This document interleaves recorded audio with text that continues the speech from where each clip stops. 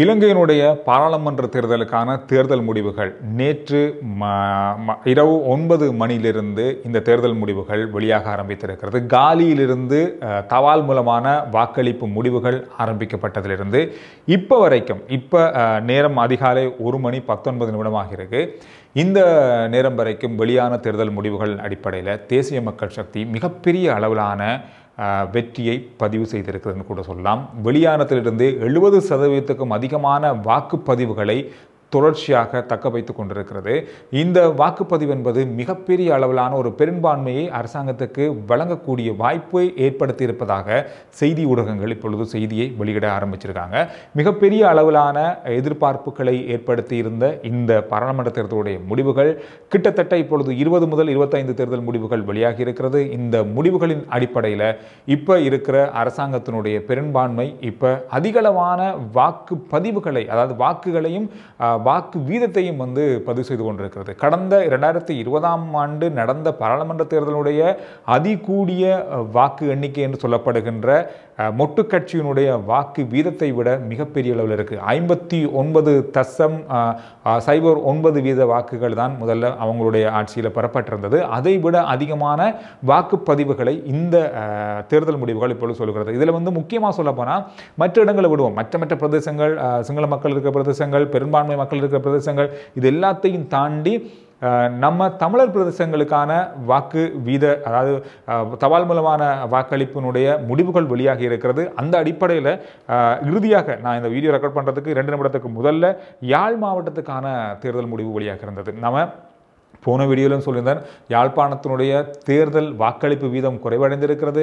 அதிகளவான பிளவுகள், அதிகளவான கட்சிகள், சுயேட்சை குழுக்கள், வேட்பாளர்கள், மக்கள் குழப்பம், இந்த மாதிரி பல விஷயங்களுக்கு மத்தியில் வாக்குப்பதிவுகள் குறைந்த விதத்தில் எந்த கட்சிக்கான ஆதரவு அதிகமாக இருக்கும் அப்படின்ற பெரிய ஒரு எதிர்பார்ப்புகளுக்கு மத்தியில், ஒரு சந்தேகத்துக்கு மத்தியில் இருந்தாலும் யாழ்ப்பாண தேர்தல் முடிவுகளின் அடிப்படையில் தேசிய மக்கள் சக்தி பெற்றிருக்கிற வாக்குகளுடைய எண்ணிக்கை 9066, தமிழரசு கட்சி பெற்றிருக்கிற வாக்குகள் எண்ணிக்கை 2582, சைக்கிள் கட்சி 1612 வாக்குகள், இபிடிபி 1361 வாக்குகள் பெற்றிருக்காங்க.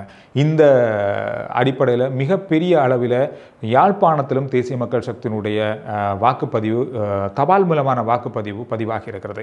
அதே போல வன்னி மாவட்டத்துக்கான தேர்தல் முடிவும் வெளியாக இருந்தது, தபால் மூலமானது. இதுலேயும் தேசிய மக்கள் சக்தி 4371, தமிழரசு கட்சி 2349, டெலிபோன் கட்சி எஸ்ஏபி 1725 வாக்குகள். அதோட திருகோணமலைக்கான வாக்கும் வெளியாக இருந்தது, தபால் மூலமான வாக்கு. அதிலும் தேசிய மக்கள் சக்தி 9705, சஜித் பிரேமதாஸ் அவருடைய கட்சி எஸ்ஏபி 2853, தமிழரசு கட்சி 1749. போன முறை தேர்தல் முடிவுக்கும் இந்த முறை இருக்கிற தேர்தல் முடிவும் மிகப்பெரிய ஒரு வித்தியாசத்தை பார்க்கக்கூடியதாக இருக்கு. கடந்த காலங்களில் தமிழரசு கட்சியினுடைய யாழ் மாவட்ட தேர்தல் முடிவுகள் இந்த முறை தலைகளாக மாறி இருக்கிறது தான் சொல்லலாம். இது தமிழரசு கட்சிக்கும் அல்ல, பல தமிழ் கட்சிகளுக்கு இதே நிலை எல்லா தமிழர் பிரதேசங்கள்லையும் இடம்பெற்றிருக்கிறது.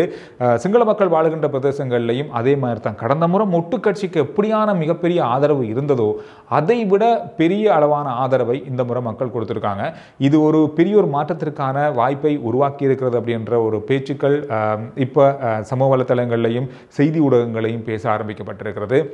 இதுவரைக்கும் வெளியான செய்தி அடிப்படையில் இதுவரையில் அதாவது தேர்தல் முடிவுகள் அடிப்படையில் 72.65% பெறப்பட்டிருக்கிறது. சிங்கள ஊடகங்களில் குறிப்பாக யாழ் மாவட்டம், வன்னி மற்றும் திருகோணமலையை விட யாழ், வன்னி மாவட்டங்களுக்கான தேர்தல் முடிவுகள் இந்த தந்திருக்கிற இந்த முடிவுகளை பெரிய அளவாக வைத்து அவங்க அதை பார்க்குறாங்க. ஏன்னா இந்த தேர்தலாம் விட்டுருவோம், பெரும்பான்மை மக்கள் இருக்கிற கட்சி இது ஒரு புதிய தேசிய மக்கள் சக்தி, மற்றது ஜேவிபி அப்படின்னு சொல்லி பின்னுக்கு இருக்கிற கட்சி என்று சொல்லி பல அதாவது விமர்சனங்கள் இருக்கிற கட்சி, தமிழ் மக்கள் மிகப்பெரிய அளவில் எதிர்த்த ஒரு கட்சி, இந்த மாதிரியான பல விஷயங்கள் இருக்கின்ற நேரத்தில் தேசிய மக்கள் சக்தி யாழ்ப்பாணத்திலையும் வன்னி பகுதியிலையும் குறிப்பாக தமிழர் பிரதேசங்களையும் இந்தளவான வாக்குகளை தமிழர் கட்சிகளையும் தாண்டி பெற்றிருக்கிறது அப்படின்றத அவர்கள் பெரிய அளவாக பேசுகிறார்கள். பேசக்கூடியதாக இருந்தது பல சிங்கள ஊடகங்களை நான் இப்போ பார்க்கும்போதும் இது ஒரு முக்கியமான முடிவாக இதை எடுத்துக்கொள்ள வேண்டியிருக்கும். மக்களுடைய மனங்களில் ஒரு பெரிய மாற்றத்தை கொண்டு வந்திருக்கிற ஒரு முடிவாக எடுத்துக்கொள்ளக்கூடியதாக இருக்கும் அப்படின்ற பல விஷயங்கள் பேசப்படுகிறது. இப்போ தபால் மூலமான வாக்களிப்பு முடிவுகள் வெளியாகி இருந்தாலும் தேர்தலுக்கு வாக்களித்த பெரும்பான்மை முடிவுகள் வெளிவரும் போது இதைவிட அதிகமான அளவான வாக்குப்பதிவுகள் இடம்பெற்றிருக்கலாம் என ஊகங்கள் சொல்லுகிறது. எனவே முக்கியமான தமிழர் பிரதேசங்களுடைய வாக்குகள் கூட அரசாங்கத்தின் பக்கமாக சாய்ந்திருக்கிறது அப்படின்றதுதான் இப்போ கிடைத்திருக்கிற தேர்தல் முடிவுகளை வைத்து பார்க்கும்போது தெரியுது. இலங்கையை பொறுத்தவரையில் இந்த தேர்தலானது இதுவரை காலமும் இல்லாத அளவான ஒரு தேர்தலாக இருக்கும் அப்படின்னு சொல்லி ஆரம்பத்தில் சொல்லப்பட்டாலும் ஒரு குறிப்பிட்ட காலத்துக்குள்ள ஒரு தேர்தல் நடக்கிறதுக்கு முதல் ஒரு 2-3 நாளைக்கு முதல்லையே பெரிய அளவாக அலை இருந்தது தான், அனுர அலை இருந்தது தான், அது எம்பிபி அலை இருந்தது. ஆனால் தமிழர் பிரதேசங்களில் அது மாறக்கூடிய வாய்ப்புகள் இருக்காது.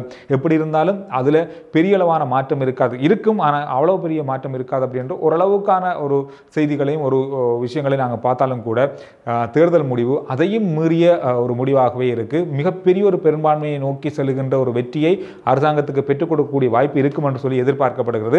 கடந்த 2020ஆம் ஆண்டு நடந்த இந்த பொது தேர்தலில் மொட்டு கட்சி அதிக பெரும்பான்மையை பெற்று ஆட்சி அமைச்சாங்க. அவங்க பெற்றுக்கொண்ட வாக்குகள் நான் முதல் சொன்ன மாதிரியே பெற்றுக்கொண்ட வாக்குகள் அவங்களுடைய 59.09% தான். 68,53,690 வாக்குகள் பெற்றிருந்தாங்க. அவங்க 128 ஆசனங்களை பெற்றிருந்தாங்க. தேசிய பட்டியல் மூலமாக 17 ஆசனம், ஒட்டுமொத்தமாக 145 ஆசனங்கள் பெறப்பட்டிருந்தது.